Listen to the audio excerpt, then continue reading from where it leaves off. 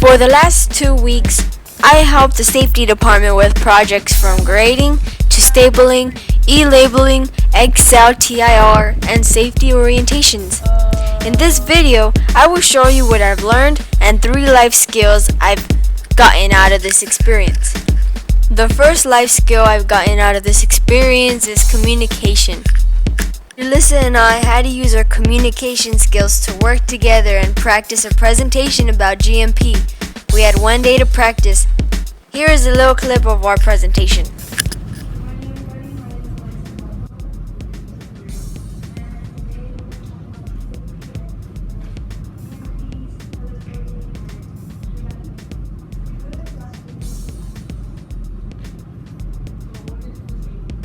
The presentation talked about dress code policy, food safety, food defense, GMPs, color coding, and good documentation practices. Next day, we did 2 other presentations. One was walking working services and the other one was pedestrian segregation. So what's wrong? This is wrong, this is right. So what's going to happen with this guy? He's going to tip over, right? 5. Walkways. Walkways must be kept clear and free of surface defects. Mats must not be worn, frayed, or have upturned edges. Bills must be cleaned properly. There must be adequate headroom.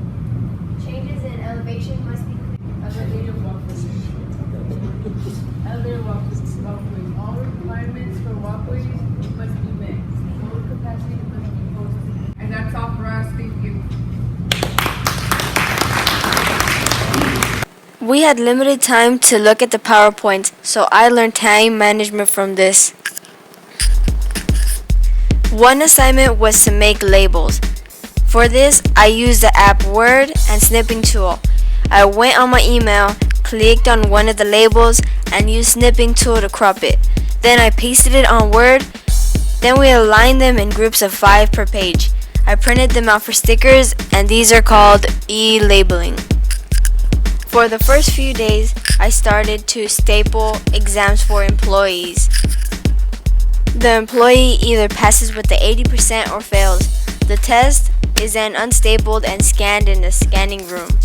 For XLTIR, my job was to select the right date for each chart, fill out home cost, pay code, and sum of hours. Then the pay code is overtime, double time, sick, PTO, or break prem. Out of doing XLTIR and stapling papers, I learned how to organize properly, because if I didn't organize properly, I would make a big mess and it wouldn't be so pretty for me in the future. Where do you guys work at? Resort. What company? Wonderful.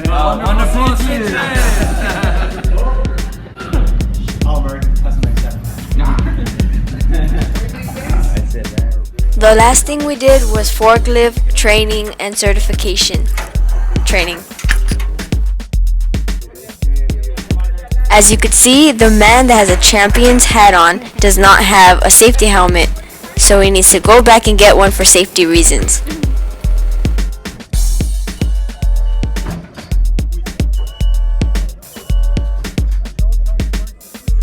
This training is to know if you actually know how to drive a vehicle or not.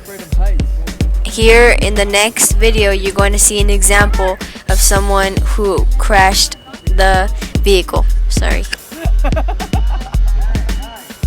Before this, he was driving perfectly fine, but he accidentally bumped one of the bins, so he has to get out and check if everything's okay. The goal for this guy is to go around the cones and go back to where he was and pick up one of the bins from up top.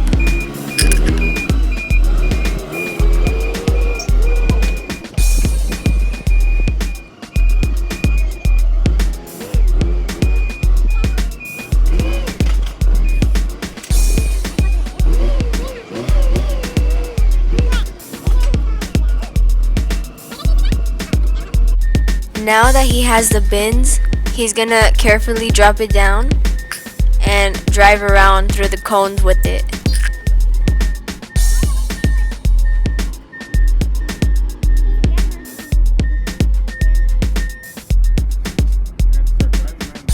In my opinion, this job wouldn't be for me, but whoever has this job I give props to because you're very fearless. This is not going in the film.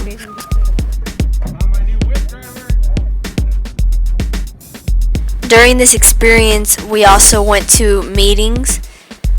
For this meeting, I took notes for schedules, overtime, and reports for employees and trainers.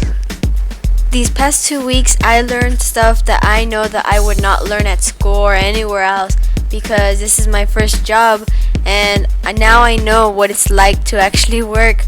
So I'm glad I took this opportunity, and if I had another opportunity, I would definitely take it again.